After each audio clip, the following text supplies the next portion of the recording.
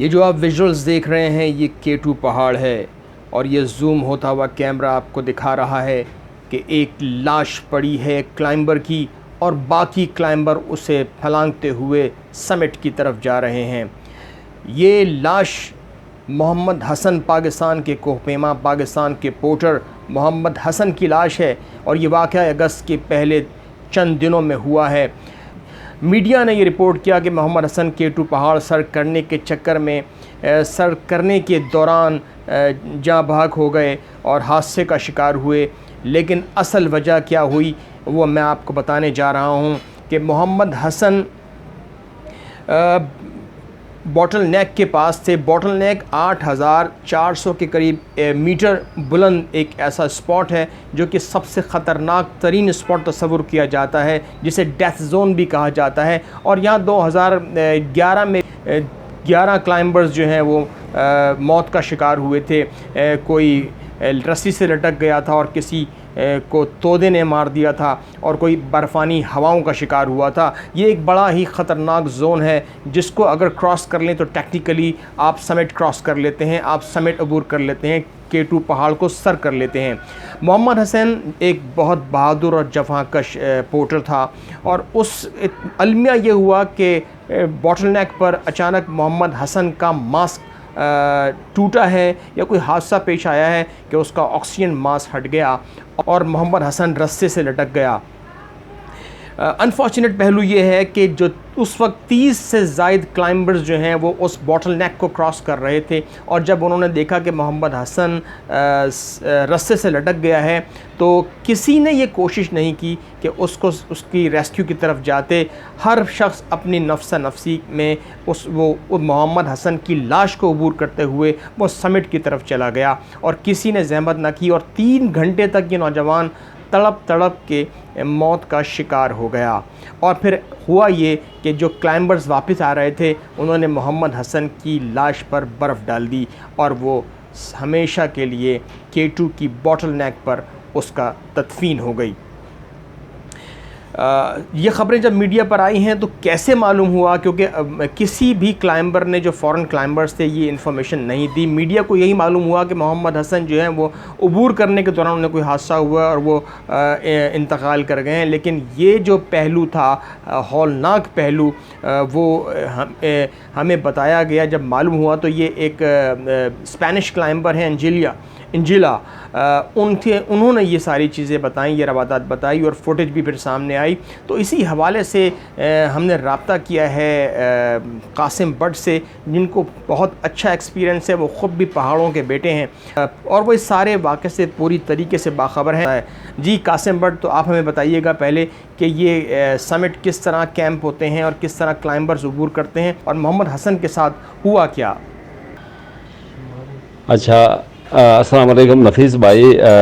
गिलगित बल्तिस्तान में दुनिया की 8000 मीटर से बुलंद 5 चोटियों में 5 चोटियाँ गिलगित बल्तिस्तान में मौजूद हैं और जिनमें नंगा पर्वत ज़िला दियामर और अस्तौर के दरमियान में वाक़ है, जबकि K2 ब्रॉड पीक, गशबुम 1 और गशबुम 2 जिसको G1 और G2 कहा जाता है, ये 4 चोटियाँ बल्तिस्तान में वाक़ हैं। वहाँ साल बड़ा रश था K2 की तरफ। तकरीबन 150 से ज़ायद जो गैर मुल्की मुहिम यूथ है वो अपनी किस्मत आजमा रहे थे। और होता ये है कि K2 बेस से आप जब ऊपर की तरफ निकलते हैं, ABC यानी जो एक्चुअल बेस कैंप है जो ग्लेशियर के ऊपर है, बर्फ़ के ऊपर है, वहाँ से आप ऊपर जब क्लाइंबिंग शुरू करते हैं तो 3-4 स्टेज से आपको गुजरना होता है, जिसमें पहला कैंप आप करते हैं कैंप 1 जिसको तकरीबन 6500 फुट की बुलंदी पे, कैंप 2 आप करते हैं 7200 के आसपास इसकी हाइट होती है, मीटर में मैं बता रहा हूँ आपको, 7200 मीटर के करीब होती है। और कैंप 3 जो है वो 7500 से भो होता है। और जब कैंप 4 की तरफ जाते हैं जिसको जोन ऑफ डेथ भी कहते हैं, जिसको बॉटल नेक भी कहते हैं, तो ये तकरीबन 8000 से 8400 मीटर के करीब होता है। और बोतल नेक का जो एरिया है वो जिस तरह बोतल की सुराही होती है, गर्दन होती है, इस तरह का बड़ा डेंजरस पॉइंट है। और अक्सर व बेशतर जो है यहाँ पे हादसात होते हैं, यहाँ पे एवलांचेस का शिकार आप हो सकते हैं, यहाँ पे तेज़ बर्फ़ानी हवाओं का को सामना करना पड़ता है और ये ख़तरनाक तरीन डेथ पॉइंट है, जोन है, जिसको क्रॉस करने के बाद आप टेक्निकली अगर आप देखें तो इसको K2 सबमिट करने के बराबर समझा जाता है।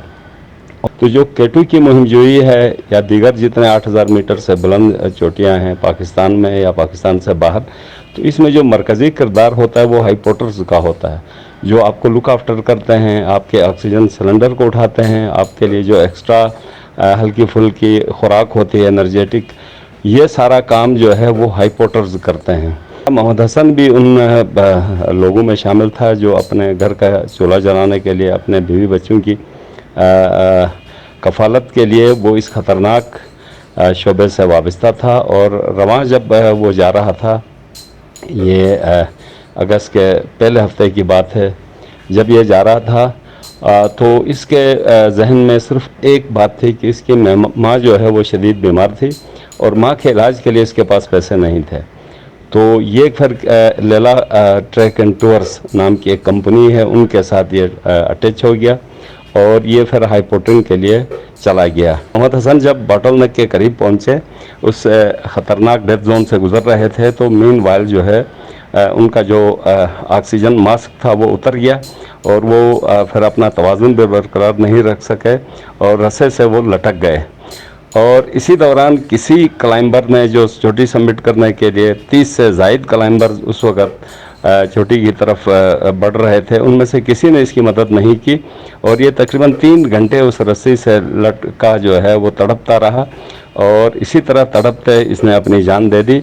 और 30 क्लाइंबर जो थे जो गैर मुल्की, वो इसके ऊपर से, इसकी बॉडी के ऊपर से गुजर के चोटी सबमिट करते रहे। पहाड़ों की बुलंदियां सर होती रहीं और इंसानियत सरनगू रही है। और ये पहाड़ों के बेटे हमारे गिलगित बल्तिस्तान, जिनकी डीएनए में ही क्लाइंबिंग है और जिनके मजबूत जिस्म हैं और उनको एक दस्तरस हासिल है कि वो पहाड़ों को सर करते हैं, लेकिन गुर्बत, अफलास और स्टेट की तरफ से उनकी मदद ना करने के बायस जो है वो सिर्फ पोर्टर ही रहते हैं। वो 1-2 लाख रुपए की खातिर जो है वो बड़े बड़े क्लाइंबर्स का साथ देते हैं और उनकी वजह से ही चोटियां सर होती हैं। नाम किसी और का होता है लेकिन जान ये लोग लड़ा देते हैं और होता क्या है कि फिर वही पहाड़ जो है वो इसकी मदफन बन जाते हैं। और हुकूमत से भी मुतालबा है कि हैप्स के लिए जो हाई ऑल्टीट्यूड पोर्टर्स होते हैं उनके लिए कोई SOPs बनाया जाए, कंपनीज़ को पाबंद किया जाए कि वो इन लोगों को इनका इंश्योरेंस करे, इनकी ट्रेनिंग हो। सारा मेहनत ये लोग करते हैं और क्रेडिट किसी और को मिल जाता है।